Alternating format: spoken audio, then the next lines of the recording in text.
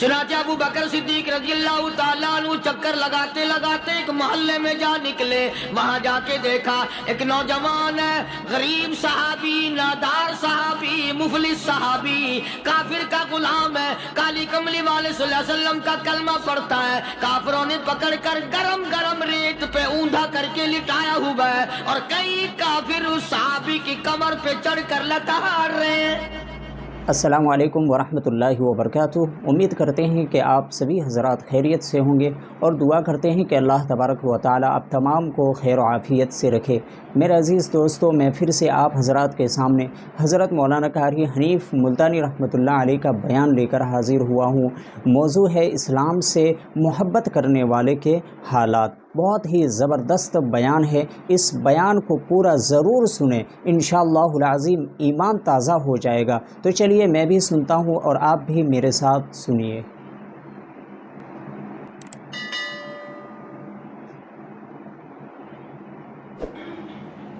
بسم اللہ الرحمن الرحیم.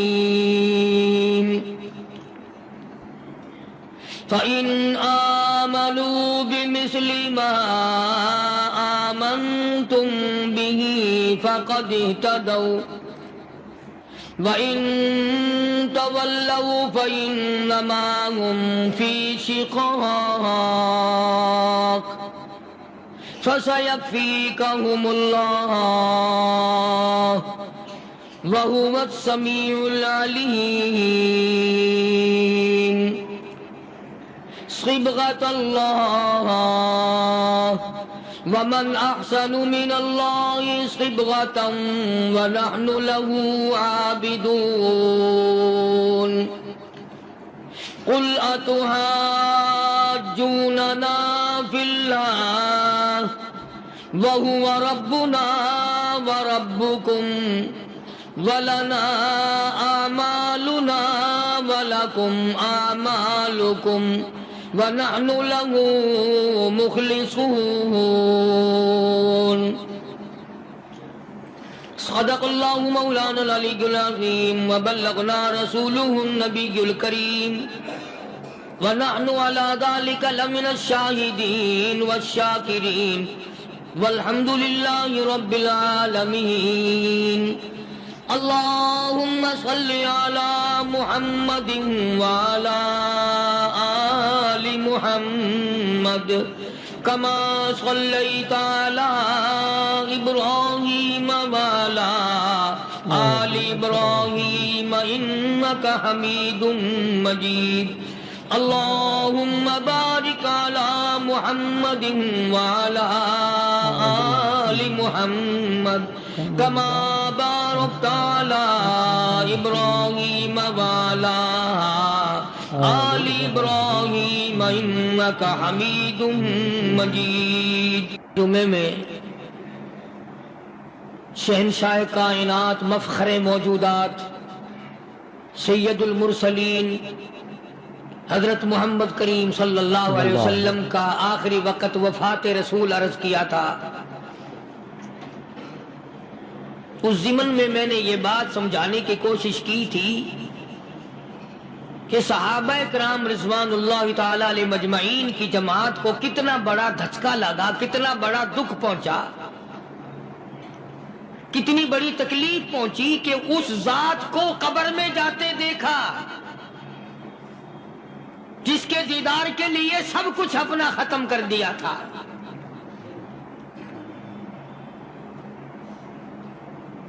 اندازہ لگائیں آپ، بعد صحابی کی پسلیاں توڑ کے رکھ دی گئیں، اور جب اس کو کہا گیا کہ تھوڑا سا پانی پی لے، کہتا نہیں، جب تک میں آقا کا دیدار نہ کر لوں ایک گھونٹ پانی کا نہیں پی سکتا.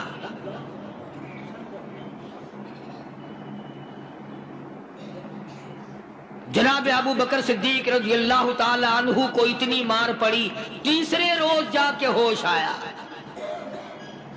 امی نے اگر کہا کہ تھوڑا سا کچھ کھا لو تو کہا نہیں، پہلے شربت دیدار اور بعد میں کھانا پینا.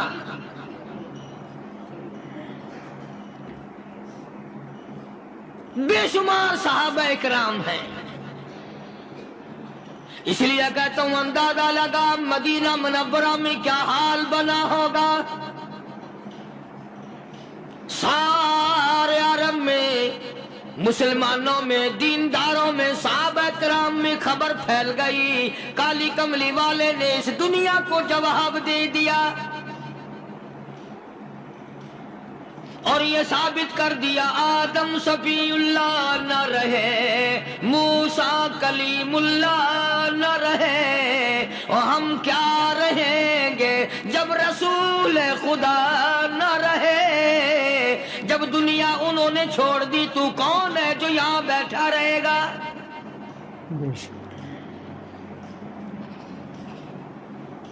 سیدنا فاروق اعظم رضی اللہ تعالیٰ عنہ جیسے بہادر فرمانے لگے جو یوں کہے گا میرے نبی فوت ہو گئے میں اس کی گردن اتار ماروں گا. میرا نبی فوت نہیں ہو سکتا، میرا نبی دنیا سے نہیں جا سکتا، میرا نبی ہمیشہ ہمیشہ کے لیے رہے گا. لیکن جناب ابو بکر صدیق نے قرآن کریم کی آیت سنا کر کے سمجھایا، فرمایا وما محمد الا رسول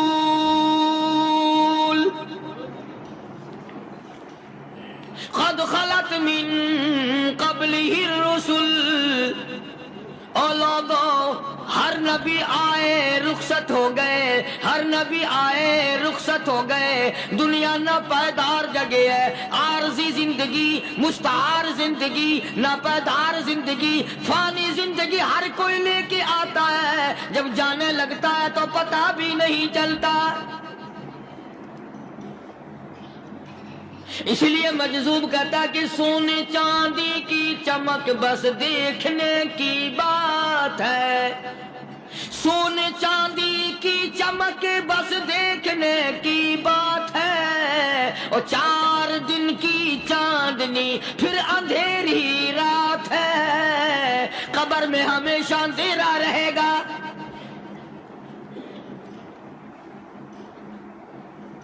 صحابہ اکرام نے وہ صدمہ دیکھا، وہ پریشانی دیکھی، کائنات میں کسی نے نہیں دیکھی. کسی نے بیوی کے مرنے کا صدمہ اٹھایا ہوگا، کسی نے جوان بیٹے کی موت کا صدمہ دیکھا ہوگا، کسی نے امی کے مرنے کا صدمہ دیکھا ہوگا، کسی نے ابا کے مرنے کا صدمہ دیکھا ہوگا. خدا کی قسم بلال سے جا کے پوچھو جب کالی کملی والے کا تجھے دیدار نہ ملا تیرا کیا حال بنا. اللہ اکبر. صحابہ اکرام نے وہ عشق نبھایا، کمال کر دیا. بڑے سے بڑی مصیبت آئی، اسلام کا سودا نہیں، ایمان کا سودا نہیں، دنیا کی طرف آئے ہی نہیں. کون ان حضرات کا مقابلہ کرے گا؟ کئی لوگ کہہ دیتے ہیں جی صحابہ انسان تھے، ان سے بھی غلطی ہو. میں ٹھیک ہے، میں کہتا ہوں تھے تو انسان، پر یہ دیکھو شاگرد کس کے ہیں. صحابہ ہیں تو انسان، پر یہ اندازہ لگاؤ مرید کس کے ہیں. صحابہ ہیں تو انسان، پر یہ سوچو کہ یہ مقتدی کس کے ہیں. صحابہ ہیں تو انسان، پر یہ دیکھو صحابہ اگر سپاہی ہے تو کالی کملی والا کمانڈر ان چیف ہے. براہ راست محمد عربی صلی اللہ علیہ وسلم کی صحابہ شاگرد ہیں، صحابہ حضور کے مرید ہیں، صحابہ حضور کے مقتدی ہیں، صحابہ حضور کی فوج کے سپاہی ہیں. ایک ایک نے کمال کر دیا. جناب ابو بکر صدیق رضی اللہ تعالیٰ عنہ فرماتے ہیں میں اچانک محلے میں جا نکلا. ابو بکر کہتا میری یہ عادت تھی، شروع پہ جو اسلام آیا مکے میں، چودھری مارتے ہیں، رئیس مارتے ہیں، سردار مارتے ہیں، کمزوروں کو مارتے ہیں. جو کلمہ پڑھتا تھا پہاڑ ٹوٹ جاتے تھے. پیر پکڑ کر مکی کی گلیوں میں گھسیٹا جاتا تھا، چمڑا ادھڑ جاتا تھا. آج یہ بات کہنا بڑا آسان ہے. تبلیغی ساتھی سفر کرتے ہیں، تکلیف اٹھاتے ہیں، اگر جی جاؤ کافروں کو کلمہ سکھا کے آؤ. اور کلمہ تو تیرے پلے نہیں تو کافروں کو تو پھر پہنچائیں گے نا. 80 سال کی عمر ہے، کلمہ صحیح نہیں آتا.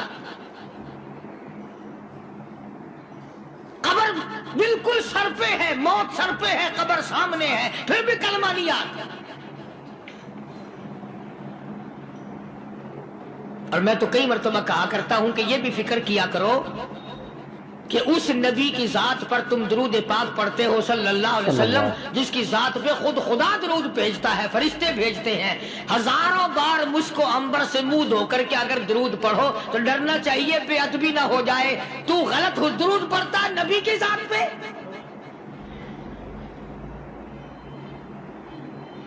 اور اس کو صحیح کرنے کا فکر نہیں رکھتا۔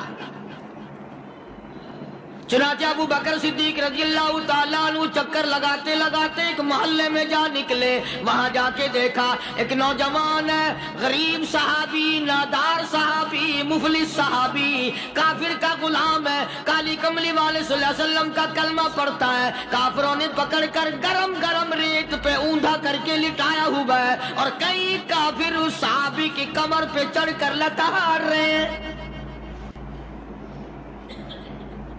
اس کی کمر پہ چڑھے ہوئے ہیں۔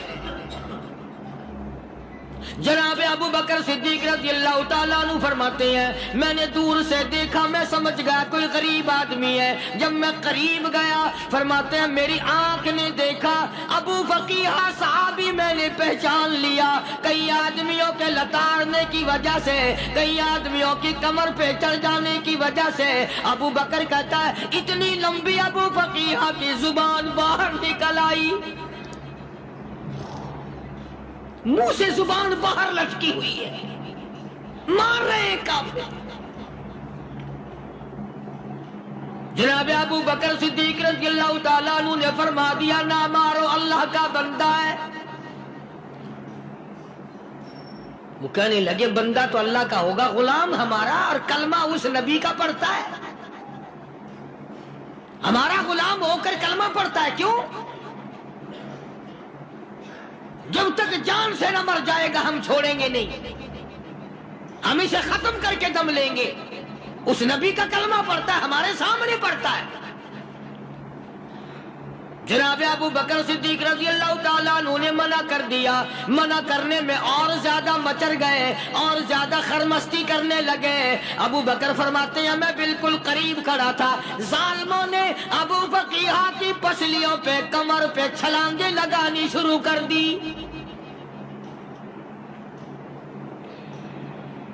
جناب صدیق اکبر رضی اللہ تعالیٰ عنہ فرماتے ہیں میں بالکل قریب کھڑا تھا، جب انہوں نے چھلانگیں لگائیں صحابی بے نوا اور مفلس غریب صحابی کی کمر پہ، اچانک میرے کانوں میں کڑاک کڑاک کر کے پسلیاں ٹوٹنے کی آواز آنے لگی۔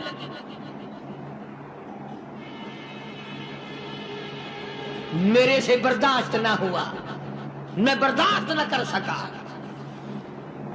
جناب ابو بکر رضی اللہ تعالیٰ عنہ فرماتے ہیں میں نے کہا ظالمو سودا کر لو، میں خرید لوں گا۔ انہوں نے جو منہ مانگے، دام مانگے، جناب ابو بکر صدیق رضی اللہ تعالیٰ عنہ نے وہ دام دے دیے، پیسے دے دیے۔ ہاں ہاں، غریب کی ہمدردی کی، مظلوم کی ہمدردی کی۔ آج ہمارے پاس جو پیسہ ہے وہ کنجری پہ خرچ ہو سکتا ہے، بدماشی پہ خرچ ہو سکتا ہے، ٹیپ ٹلو اور فیشن پہ خرچ ہو سکتا ہے، اللہ کے دین پہ خرچ کرنے کی ہمیں توفیق نہیں ہوتی۔ سارے سال کی کمائی کا حساب لگائیں کہ ہم نے کتنا اپنے بیوی بچوں پہ خرچ کیا، کتنا اللہ اور اس کے رسول اور اللہ کے قرآن پہ خرچ کیا، 100-2% بھی نہیں بنتا۔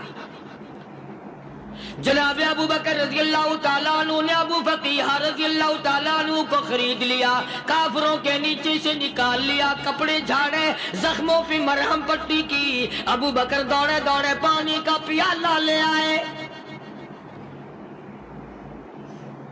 اور فرمانے لگے ابو فقیہ تجھے بڑی مار پڑی ہے، بڑی تکلیف پہنچی ہے، میں نے تیری زبان باہر لٹکی ہوئی دیکھی، نکلی ہوئی دیکھی، خشکی آ گئی ہوگی، زبان پہ کانٹے جم گئے ہوں گے، تھوڑا سا پانی پی لے۔ ابو فقیہ کہتا ابو بکر تیرے احسان کا بدلہ خدا دے گا، تیری مہربانیوں کا بدلہ خدا دے گا، میں نہیں دے سکتا، تو نے پیسے خرچ کر کے مجھے آزاد کرایا، میں تجھے دعا دے سکتا ہوں، میں غریب ہوں، میں نادار ہوں، میں مفلس ہوں میں مسکین ہوں، اور ابو بکر تنگ نہ کر، میں پانی پی نہیں سکتا۔ اللہ، کیا بات ہے، کیوں پانی نہیں پی سکتا؟ کہنے لگا ابو بکر تجھے کیا معلوم ہے جن کی وجہ سے میری پسلیاں توڑ دی گئی، جن کی وجہ سے مجھے مارا گیا، جن کی وجہ سے مجھے لتاڑا گیا، جن کی وجہ سے میری پسلیاں توڑی گئی، جن کی وجہ سے میرا یہ حال کیا گیا، جب تک میں آقا کا دیدار نہ کر لوں میں پانی کی بوند پی نہیں سکتا۔ اللہ،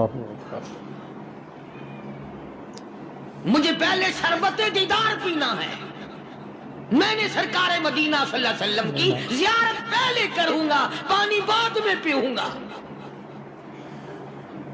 او ابو بقیہ تجھے تو بڑی سخت مار پڑی ہے، تجھے تو بڑی تکلیف پہنچائی گئی ہے، میں تجھے حضور کے دربار میں لے کے چلوں گا، تو پانی تو پی لے۔ کہتا کوئی مجنون بتاتا ہے، کوئی کہتا ہے دیوانہ، کوئی مجنون بتاتا ہے، کوئی کہتا ہے دیوانہ، یہ تو مرض عشق احمد کا ہوا بیمار میں بھی ہوں۔ اور ابو بکر تجھے کیا معلوم ہے مجھے عشق لگا ہوا ہے، مجھے سوز و گداز لگی ہوئی ہے، میں اپنے دل میں کسی کو بسائے بیٹھا ہوں، جب تک اس آقا کا دیدار نہ کر لوں مجھے چین نہیں آئے گا۔ اللہ،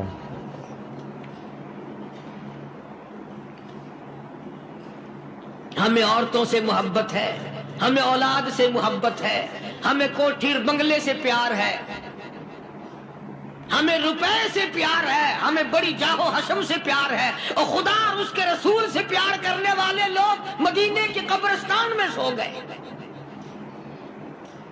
قرآن سے پیار کرنے والے لوگ حضور کے درباری لوگ وہیں سو گئے۔ اندازہ لگاؤ، کوئی مار کھا کے اپنے ماں باپ کے پاس جائے گا، کوئی بھائی برادری میں جائے گا، کوئی تھانے میں رپورٹ لکھوانے جائے گا، کوئی اسپتال میں سرٹیفکیٹ لینے جائے گا، کوئی ڈاکٹری کرانے جائے گا۔ ابو فقیہ تم کتنے خوش نصیب ہو، امام الانبیاء کے دربار میں چلے ہو۔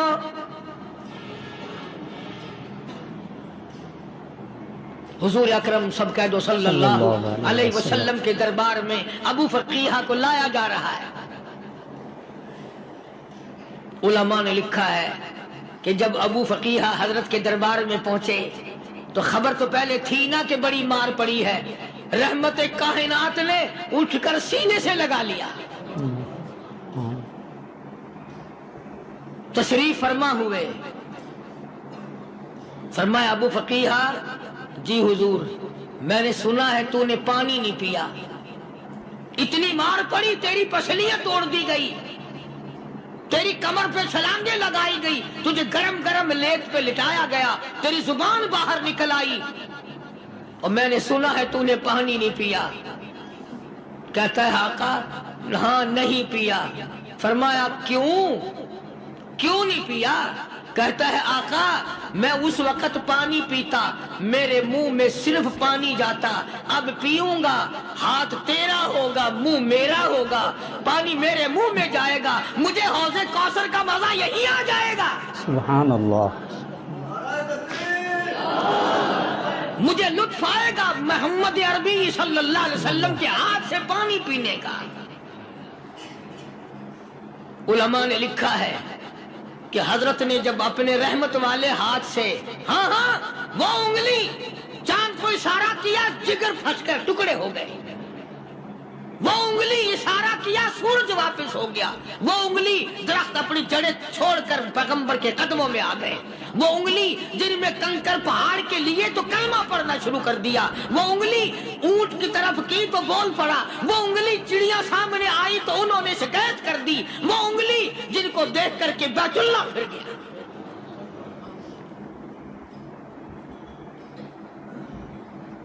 مدنی کریم صلی اللہ علیہ وسلم نے یوں پانی کا پیالہ اٹھایا، ابو فقیہ نے پیالہ پکڑنے کے لیے یوں آگے کو ہاتھ کیا، فرمایا اب وہی بات ہوگی، ہاتھ میرا ہوگا منہ تیرا ہوگا، میں اپنے ہاتھ سے پلاؤں گا۔ ابو فقیہ کو پانی پلا دیا، اور پانی پلانے کے بعد پوچھا اب تیرا کیا حال ہے، اب حال کیا ہے؟ کہتا ہے آقا تیرے چہرے پہ فدا شمس و قمر، تیرے چہرے پہ فدا شمس و قمر، تیری زلفوں پہ تصدق شام و سحر،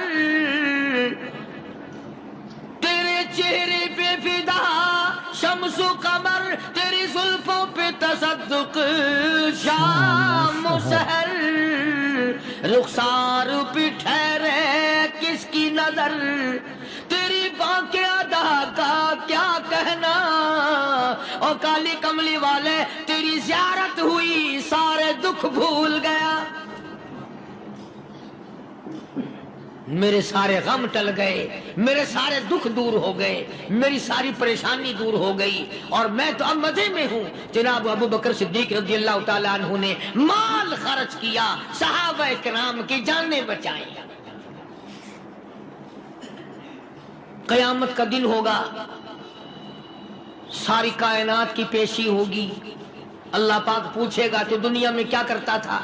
کوئی کہے گا میں کھیتی باڑی کرتا تھا، کوئی کہے گا میں دفتر میں نوکر تھا، کوئی کہے گا میری دکان تھی، کوئی کہے گا میں یہ کمائی کرتا تھا، کوئی کہے گا میں یہ کمائی کرتا تھا۔ آئے گی باری ابو بکر کی، اللہ پاک پوچھے گا دنیا سے کیا لایا؟ ابو فقیہ، حضرت بلال، حضرت نادیہ، حضرت زنیرہ اور کتنے صحابہ کرام کی جماعت کو پکڑ کر اللہ کے عدالت میں کھڑا کر کے ابو بکر کہے گا الہی صدیق کی کمائی تیرے سامنے موجود ہے۔ مبارک ہیں یہ لوگ کہ ان حضرات نے محض اللہ اور اس کے رسول کریم صلی اللہ علیہ وسلم کو راضی کرنے کے لیے اپنا سب کچھ قربان کر دیا، اور خود رسول کریم صلی اللہ علیہ وسلم نے ان کو ایسی تعلیم دی، ایسے اخلاق دیے کہ حد ہو گئی۔ دربار رسالت ہے، ایک کافر مسافر آتا ہے بھی کافر، ہے بھی مسافر، ہے بھی معمر، بوڑھا آدمی ہے۔ کبھی کبھی سوچتا ہوں کہ اس زمانے کے تو کافروں میں بھی کوئی خوبی ہوا کرتی تھی، منافقت تو نہیں تھی نا، منافقت نہیں تھی، چال بازی نہیں کرتے تھے، ہیرا پھیری نہیں کرتے تھے۔ وہ بوڑھا مسافر کافر سرکار دو عالم صلی اللہ علیہ وسلم کے دربار میں آیا، آ کے کہنے لگا نبی اللہ میں بوڑھا ہوں، مسافر ہوں بھی تیرا اور تیرے خدا کا منکر، پر میں سوال کرتا ہوں کوئی سواری دو، میرا گھر بڑا دور ہے، میں اس پر سوار ہو کر اپنے گھر پہنچ جاؤں۔ حالانکہ مسلمانوں کے پاس سواریاں کہاں تھی، خود تنگی میں تھے، وطن چھوڑ کے آئے، قربانیاں دے کے آئے، پتے چباتے ہوئے آئے، پانی پورا رج کے پینے کے لیے پانی نہیں ملتا، اور حضور کریم صلی اللہ علیہ وسلم کو پتا تھا کہ یہ سوال کرنے والا ہمارے عقیدے کا نہیں، رحمت کائنات کا دریائے کرم جو اس میں آیا، صحابہ کرام کی طرف خطاب کر کے فرمایا کون ہے جو آج میں محمد الرسول اللہ صلی اللہ علیہ وسلم کو سواری دے، کون ہے جو آج مجھے سواری دے، میں جنت میں اعلیٰ درجے کی سواری کا وعدہ کرتا ہوں۔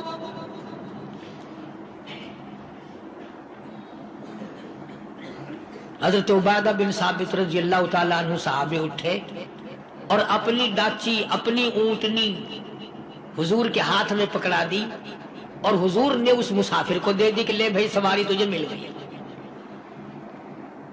اب وہ مسافر جو تھا بوڑھا، وہ کہنے لگا جی میرے پاس کپڑا بھی نہیں ہے، اب تم جیسا اگر کوئی سیٹ ہوتا نا آنکھیں نکالتا کہ ہم نے تیرے لیے یہاں کو ٹیکسٹائل مل چلا رکھے، سواری مل گئی تو اور آگے کو چل گیا، راستہ پکڑا پڑا جا۔ خدا جانے دھکے دیتے، خدا جانے مکے مارتے، خدا جانے کتنی باتیں بناتے۔ امام الانبیاء محبوب کبریا حضرت محمد مصطفیٰ صلی اللہ تعالی علیہ وسلم پھر کھڑے ہو گئے، صحابہ کرام کو خطاب کر کر کے فرمایا کون ہے جو آج مجھے کپڑا دے، کل میں جنت میں اعلیٰ درجے کی پوشاک اور لباس جوڑوں کا وعدہ کرتا ہوں۔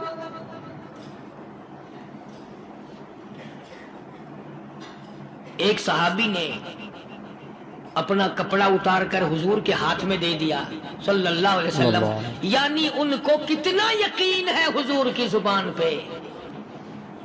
سودا جنت کا ہو رہا ہے، زبان ہے کالی کملی والے کی، سودا ہو رہا ہے جنت کا۔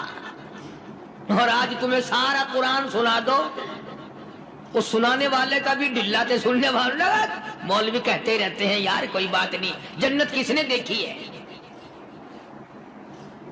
صحابہ کرام میں سے کسی نے کپڑا دے دیا، حضور کریم صلی اللہ علیہ وسلم نے کپڑا لیا اور اس مسافر کو دے دیا کہ لے بھی کپڑا بھی مل گیا۔ ہے بھی کافر، اپنے عقیدے کا نہیں، اپنے قبیلے کا نہیں، اپنے خاندان کا نہیں۔ اب وہ کہنے لگا کہ نبی اللہ مجھے بھوک بھی لگی ہے، میں نے روٹی بھی کھانی ہے۔ مدنی کریم صلی اللہ تعالی علیہ وسلم پھر کھڑے ہو گئے اور صحابہ کرام کو خطاب کر کے فرمایا کون ہے جو مجھے آج کھانا دے، روٹی دے، کل میں جنت میں اعلیٰ درجے کے کھانے کا وعدہ کرتا ہوں۔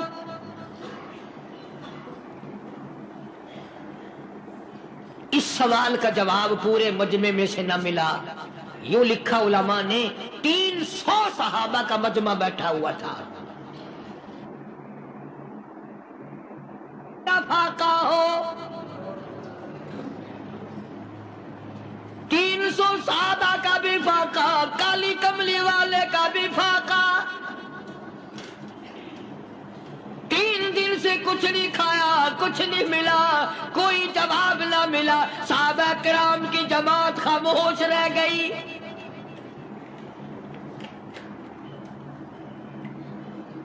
سلمان فارسی رضی اللہ تعالیٰ عنہ اٹھے اور اس مسافر کا ہاتھ پکڑا اور کہنے لگا میں تجھے ایسے دروازے پہ لے کے چلوں گا جہاں سے کچھ نہ کچھ کھانے کے لیے مل جائے گا۔ آیا ہے سلمان فارسی مسافر کو لے کر خاتون جنت سیدہ فاطمہ الزہرا رضی اللہ تعالیٰ عنہا کے دروازے پہ اور آواز لگائی یا اہل بیت رسول اللہ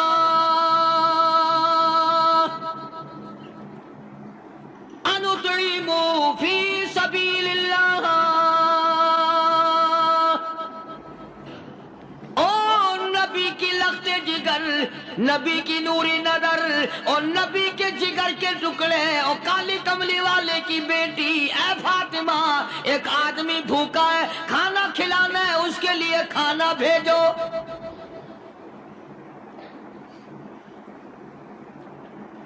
اندر سے آواز آتی ہے اور رونے کیسی آواز میں جواب ملا۔ سیدنا حسن سیدنا حسین رضی اللہ تعالیٰ عنہما، ان کی شکلیں دیکھو، 4 دن کے فاقے نے بچوں کی شکل بگاڑ دی۔ پیغمبر کے نواسوں کا فاقہ، پیغمبر کا نواسا، پیغمبر کی بیٹی کا فاقہ، تمام مسلمان فاقے سے ہیں، کوئی گلہ نہیں کرتا، کوئی شکایت نہیں کرتا، کوئی اعتراض نہیں کرتا۔ اسی حالت میں اگر جنگ بھی ہو جائے تو صحابہ پھر بھی پیچھے رہنے کو تیار ہیں۔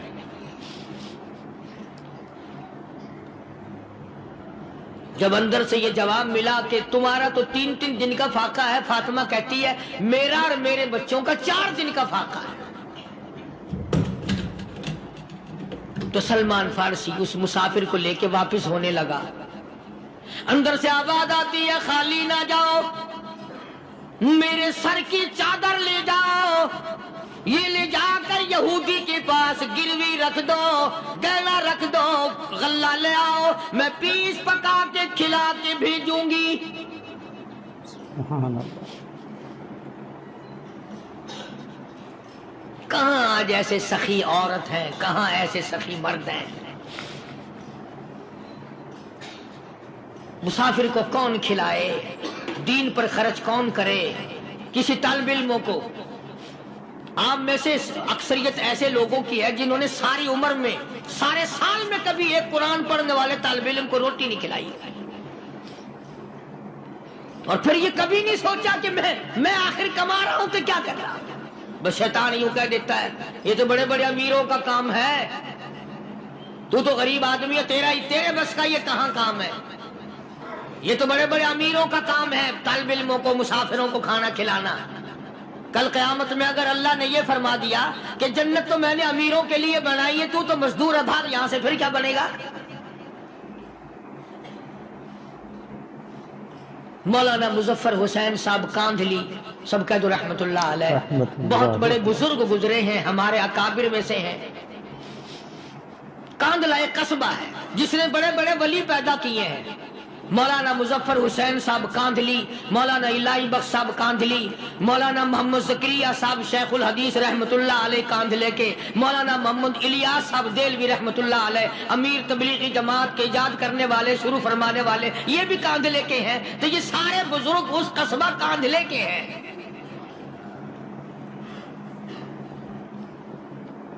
تو مولانا مظفر حسین پانی پت سے پیدل چل دیے اپنے کاندھلے کرانے کی طرف. راستے میں ایک بستی آئی، شام ہو گئی تو حضرت نے وہیں قیام کر لیا، ٹھہر گئے. عصر کی نماز پڑھی، مغرب کی نماز پڑھی، مسجد میں صفائی کی، اذان دی. کوئی ایک آدھ آدمی آیا تو جماعت کر لی. وہ جو آدمی آیا اس نے پوچھا مولانا آپ مسافر ہیں؟ کہ جی ہاں. کہ رات کو یہی رہو گے؟ کہ جی حضور. وہ آدمی 3 روٹیاں لے کر آیا اور مولانا نے وہ تینوں روٹیاں کھا لی اور سو گئے. تو مولانا فرماتے ہیں کہ مجھے اس رات میں حضور اکرم صلی اللہ علیہ وسلم کا 3 مرتبہ دیدار مل گیا. سبحان اللہ. 3 مرتبہ حضور کی مجھے زیارت ملی. مولانا فرماتے ہیں میں تو اگلے دن بھی وہاں ٹھہر گیا کہ یہ جگہ چھوڑنے کی ہے، جہاں اتنی بڑی دولت ملے یہاں تو ساری عمر پڑا رہے آدمی. بے شک. تو حضرت فرماتے ہیں کہ اگلے دن وہی مسافر، مولانا مسافر ہے، وہی آدمی ہے، 2 روٹیاں لے کر آیا. اور مولانا فرماتے ہیں میں نے 2 روٹیاں کھا لی تو اس رات کو مجھے 2 مرتبہ حضور صلی اللہ علیہ وسلم کا دیدار ملا. میں تیسرے دن بھی وہی ٹھہر گیا.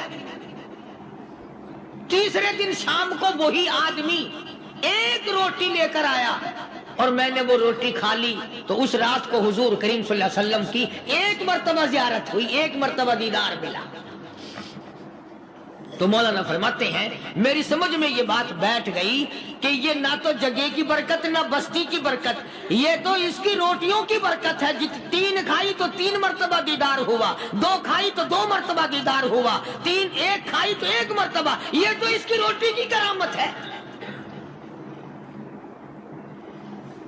تو وہی آدمی جو روٹی لانے والا تھا وہ کہنے لگا مولانا کل آپ تشریف لے جائیں، یہاں نہ ٹھہرنا. تو حضرت فرماتے ہیں میں نے کہا کیوں بھائی، مجھے تو ایسی دولت مل رہی ہے میں یہیں پڑا رہا ہوں. وہ کہنے لگا اللہ والے آپ کو پتہ نہیں پرسوں میں مزدوری کر کے اتنا ہی آٹا لایا تھا کہ 3 روٹیاں بنی، اتنا ہی آٹا بنا تھا، 3 روٹیاں بنی. میں اپنے نام کی روٹی اٹھا کے چل دیا. میری بیوی نے پوچھا کہاں؟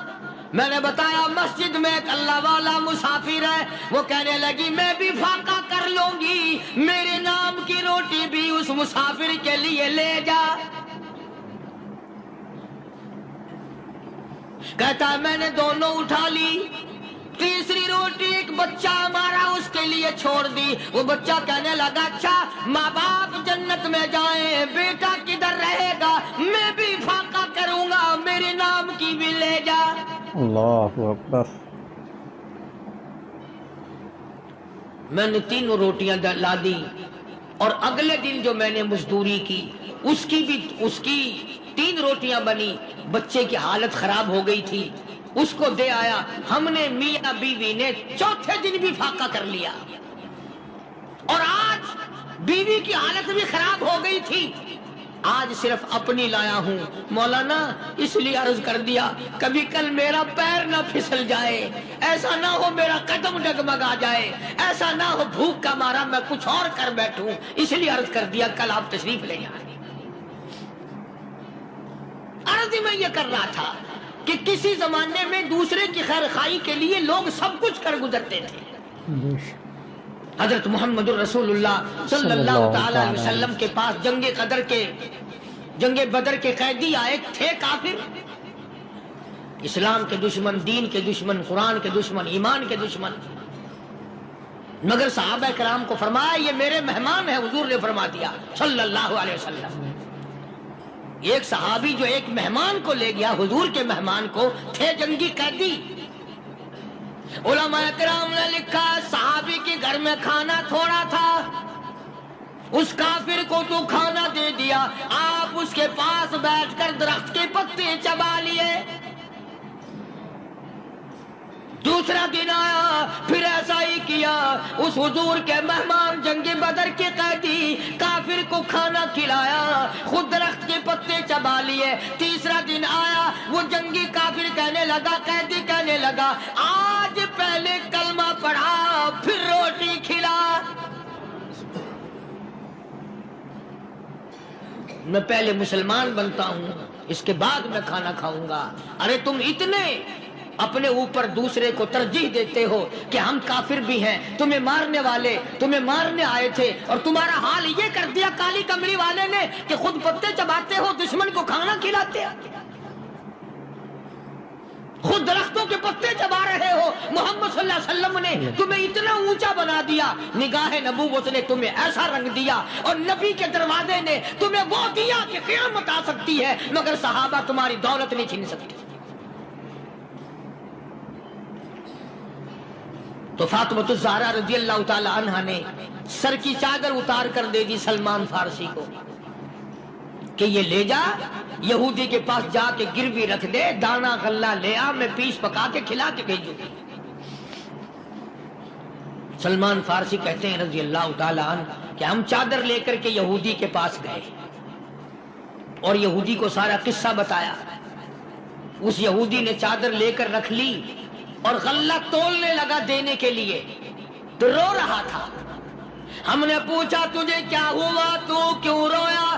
کہنے لگا مسلمانوں ہماری توریت میں واقعہ موجود ہے، قصہ موجود ہے. آخر الزمان پیغمبر صلی اللہ علیہ وسلم کی بیٹی کی دروازے پہ ایک بھوکا کافر مسافر آئے گا، اس کا پیٹ بھرنے کے لیے نبی کی بیٹی اپنی چادر اتار کر گروی رکھ دے گی، یہودی کے پاس غلہ منگوا کے کھانا کھلائے گی. آج توریت کی بات سچی ہو گئی، چادر آئی رکھی ہے، میں وہ یہودی ہوں.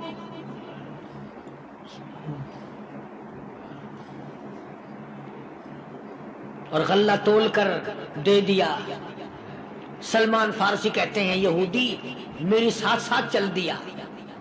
خاتون جنت سیدہ فاطمہ الزہرا رضی اللہ تعالی عنہا کے دروازے پہ آیا، اور جب ہم نے غلہ دے دیا، چادر بھی اندر یہودی نے پہنچا دی کہ میں چادر بھی واپس دینے آیا ہوں. اور سلمان کو کہنے لگا اب دیر نہ لگا، دیر نہ کر. کیوں؟ میری توریت نے تصدیق کر دی کہ یہ نبی برحق ہے. اب ایسا نہ ہو میرا دم نکل جائے، میں کفر پہ مر جاؤں. جلدی کر، مجھے سرکار کے دربار میں لے چل، میں مسلمان بنتا. اور اسی کو جا کے کہنے لگا تیری صورت، تیری سیرت، تیرا نقشہ، تیرا جلوہ، تیری صورت، تیری سیرت، تیرا نقشہ، تیرا جلوہ، تبسم گفتگو بندہ نوازی خندہ پیشانی. او کالی کملی والے میرا دل ہو، تیرا گھر ہو، تیرا در ہو، میرا سر ہو. تمنا مختصر سی ہے مگر تمہید کولانی. یہودی نے ضد نہیں کی. آج کا مسلمان کہلانے والا ضد کرتا ہے، ضد میں مارا جاتا ہے. آئے ہم یوں ہیں، یہ یوں ہے. وہ یہودی اچھا نکلا، ذرا سی بات اس کے سامنے آئی فوراً سمجھ گیا، سرکار کے دربار میں جا کر غلامی قبول کر لی. بے بے شمار صحابہ کرام ہیں جنہوں نے اللہ کی راہ میں وہ دکھ اٹھائے، وہ پریشانیاں جھیلی۔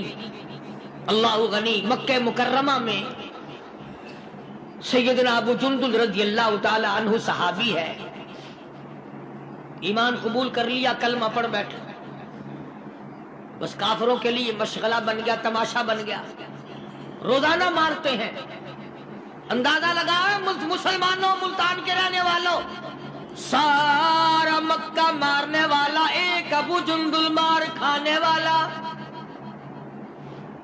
لڑکے مارتے ہیں، جوان مارتے ہیں، بوڑھے مارتے ہیں، پیر پکڑ کر مکے کی گلیوں میں گھسیٹے گھسیٹے پھرتے ہیں۔ رحمت کائنات حضرت محمد رسول اللہ صلی اللہ تعالی علیہ وسلم عمرے کے لیے تشریف لائے ہیں، کفار مکہ نے روک دیے۔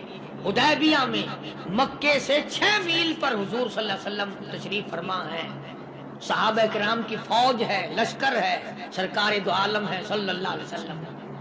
ذرا توجہ کرنا، کلیجے پہ ہاتھ رکھ کے ابو جندل کے پیروں میں بیڑیاں ڈال رکھی ہیں، چلا نہ جائے، مدینے نہ بھاگ جائے، کھسک نہ جائے، نکل نہ جائے۔ ابو جندل یہ آس لگا کر، یہ آرزو لگا کر مدینے کی طرف چلا جاؤں گا، مسلمان قریب آئے ہوئے ان میں شامل ہو جاؤں گا، میں بھی آزادی سے نماز پڑھوں گا، کالی کملی والے کا دیدار کیا کروں گا، میرے مصیبتوں کے دن ختم ہو جائیں گے، میری تکلیف کے دن ختم ہو جائیں گے، میری مصیبتیں ٹل جائیں گی۔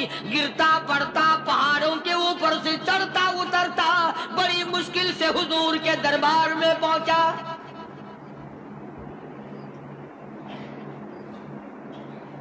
حضور صلی اللہ علیہ وسلم سے ملا ہے۔ یہ اس وقت گیا جبکہ مغیرہ ابن شعبہ رضی اللہ تعالیٰ عنہ اس وقت تک ایمان نہیں لائے تھے، کفار مکہ کی طرف سے سفیر بن کر حضور کے ساتھ بات کر رہے ہیں۔ معاہدہ پہلے طے ہو گیا، کالی کملی والے کے درمیان اور مکے کے کافروں کے درمیان معاہدہ پہلے طے ہو گیا کہ آئندہ جو مسلمان ہوگا وہ واپس کر دیا جائے گا، کفار کو دے دیا جائے گا، یہ طے ہو گیا۔ ابو جندل آ گیا، اس طے ہونے کے بعد پہنچا حضرت کے دربار میں۔ آپ نے ان کافروں کو یہ بھی فرمایا، بھئی ابھی تو لکھا بھی نہیں گیا۔ انہوں نے کہا نہیں جی نہیں، ابھی دیکھیں گے نبی کی زبان کیسی ہے، پورا کرتے ہو یا بیچ میں چھوڑتے ہو۔ اور حضور نے یہ بھی فرمایا، ایک آدمی مجھے مانگا ہوا دے دو۔ انہوں نے کہا نہیں جی نہیں، کیسے چھوڑ دیں گے، ابھی تو پتہ چلے گا آپ کی زبان کا، سارا جہان کہتا ہے کہ نبی کبھی جھوٹ نہیں بولتا، ابھی معلوم ہو جائے گا۔ اور یہ ابو جندل جو صحابی ہے، یہ مغیرہ ابن شعبہ کا بھتیجا ہے، وہ چچا ہے جو کافروں کی طرف سے بات کرنے آیا بیٹھا ہے۔ اندازہ لگاؤ مسلمانوں، ابو جندل کی کلیجے پہ کیا بیتی ہوگی۔ حضور کے سامنے مغیرہ ابن شعبہ نے کھڑے ہو کر اس کے منہ پہ تماچے مارے اور گھسیٹ کر مکے واپس لانے لگے۔ چل ہم تجھے نہیں چھوڑیں گے۔ اندازہ لگاؤ ابو جندل کو پتہ نہیں ہے کہ مجھے شام کوئی اور کتنا ماریں گے اب، اور کتنے دکھ دیں گے، کتنا عذاب دیں گے، کتنا پریشان کریں گے، ابو جندل کو سارا پتہ ہے۔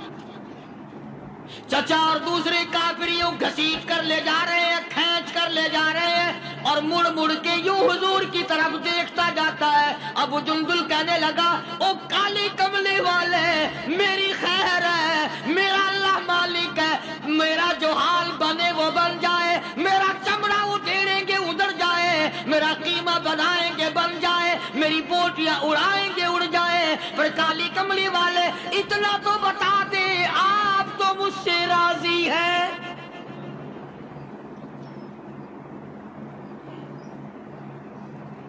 آپ اتنا فرما دیں، آپ تو راضی ہیں نا۔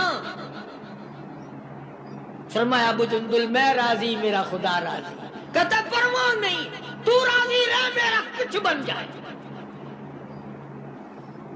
تم جیسا ہوتا تو بگڑ جاتا، واہ جی واہ، خود یہاں موج کر رہے ہیں، میں وہاں اکیلا پھنسا رہا ہوں، میں نہیں جاتا ہوں، وعدہ تم نے کیا ہوگا، میرا تو کسی سے معاہدہ نہیں۔ ہزارہا باتیں بناتے، ہزارہا بیچ میں سے چنانچہ نکالتے۔ صحابہ وہ ہیں جنہوں نے غلامی کی ہے، تکلیف آئی پرواہ نہ کی، قیمہ بنا دیا گیا پرواہ نہ کی، بوٹیاں اڑا دی گئی پرواہ نہ کی۔ ایسے لوگ پیدا کیے محمد صلی اللہ علیہ وسلم نے کہ زمین کے اوپر آسمان کے نیچے غلامی کرنے کے لیے ایسے لوگ آئے ہی نہیں۔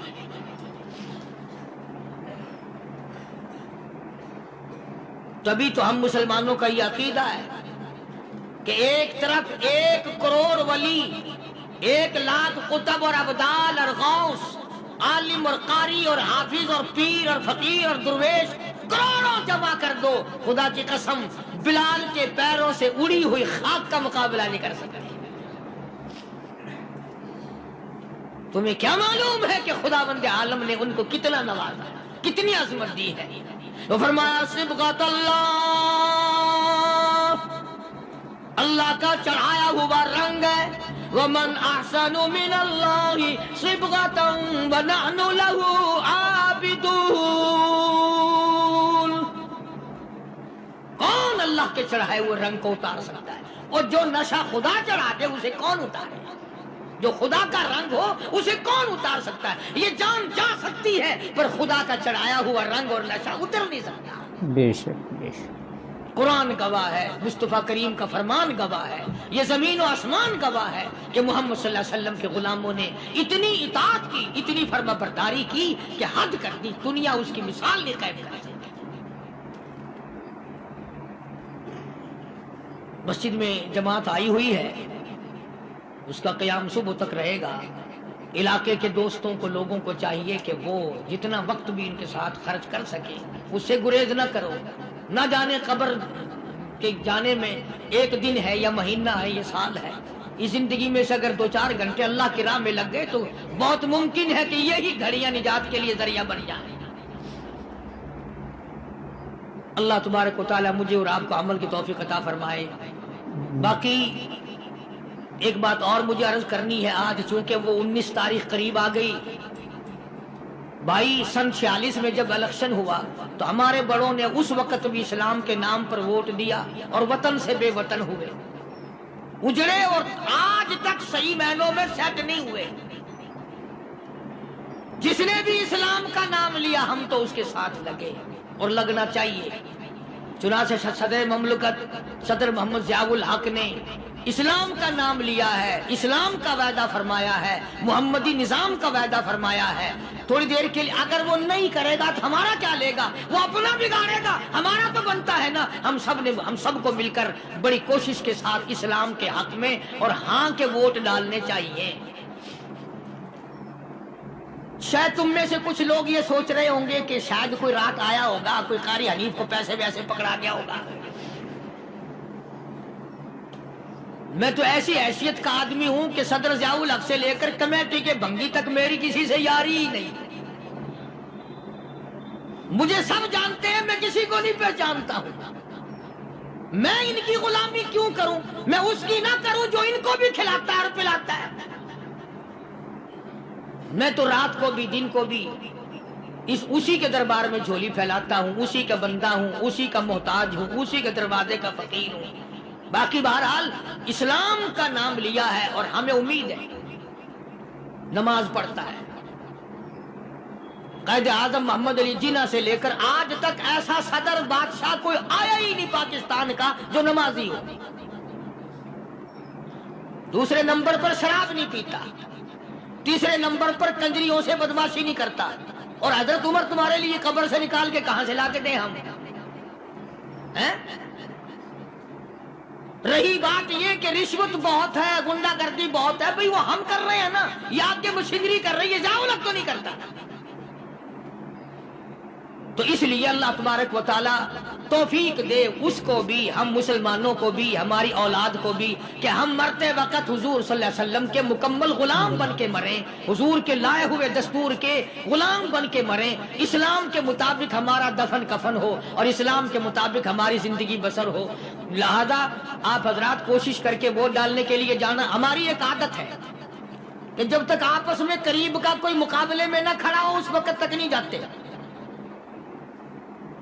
اب مقابلے میں تو کوئی کھڑا نہیں، جو تمہارے لیے کاریں لے کر آئے گا، ٹانگے لے کر آئے گا، اور پرانی بڈھی جنازے جو ہوں گے انہیں بھی کھینچ کے لے جائے گا، بھی ایک ووٹ سے نہ رہ جائے گا۔ وہ قصہ تو ہے نہیں۔ تم کوئی بھی نہ جاؤ، کوئی بھی نہ جاؤ، انشاءاللہ پھر بھی صدر ضیاء الحق صدر ہے، کوئی بھی نہ جانا، سارے گھر بیٹھ کے چائے پیتے رہنا، صدر ضیاء الحق پھر بھی صدر ہے۔ تو تم اپنا کالا منہ کیوں کرتے ہو گھر بیٹھے بھائی؟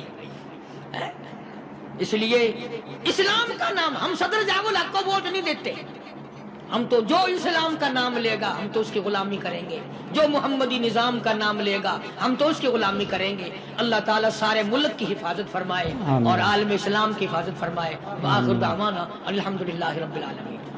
اللہم صلی وسلم وبارک علی سیدنا و مولانا محمد النبی الامی الہاشمی وعلی آلہ واصحابہ برۃ الکرام۔ یا اللہ سب بیماروں کو شفا عطا فرما۔ یہ سلیمان ہے حاجی، جس کا بھتیجا بیچارہ جل گیا، بہت بدن سڑ گیا ہے، اسپتال میں، اللہ تعالیٰ سے انتقام عطا فرمائے۔ عبید اللہ میرا ایک بچے کی طرح سے ہے، اللہ تعالیٰ اس کے والدین کی پریشانیوں کو دور فرمائے، ان کے گھریلو مسئلے کو دور فرمائے۔ یہ عبد الرحمن ہے، اس کی والدہ کی طبیعت ذرا ٹھیک نہیں، اللہ تعالیٰ حجن کی طبیعت کو صحیح فرمائے۔ ساتھی ہے محمد یعقوب بیمار ہے، اللہ پاک سارے بیماروں کو شفا عطا فرما۔ میرا محترم دوستوں اور بزرگوں، بہت ہی بہترین انداز میں حضرت مولانا قاری حنیف ملتانی رحمۃ اللہ علیہ بیان فرما رہے تھے، ہم نے اور آپ نے مل کر سنا۔ بے شک پہلے جو ہے کلمہ پڑھنے والے کو جو ہے بہت تکلیفیں دی جاتی تھی، ان پر بہت ظلم ڈھایا جاتا تھا، لیکن میرے عزیز دوستو اللہ تبارک و تعالیٰ نے آج ہمیں جو ہے ایمان بغیر مانگے جو ہے اللہ تبارک و تعالیٰ نے ہمیں ایمان عطا فرمایا ہے، ایمان والے گھر میں ہمیں پیدا فرمایا ہے۔ یہ اللہ تبارک و تعالیٰ کا بہت ہی بڑا کرم ہے، اور اللہ تبارک و تعالیٰ کا بہت شکر ہے کہ اللہ تبارک و تعالیٰ نے ہمیں ایمان والے گھر میں پیدا کیا ہے۔